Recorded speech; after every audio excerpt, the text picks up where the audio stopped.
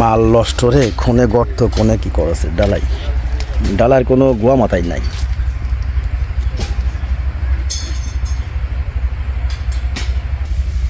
এই যে ঢালাই করছে এই পাশে লেভেল মানে ও মাটির ঠেকা দিয়েছে 2 ইঞ্চি 3 ইঞ্চি ঢালাই চলে গেছে 5 ইঞ্চি 6 ইঞ্চি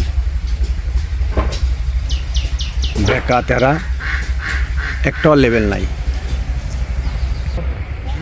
ঢালার কোনো কোনাই নাই, ঢালার কোনো কানি নাই, যে 4 কানি যে থাকে সে কানি নাই।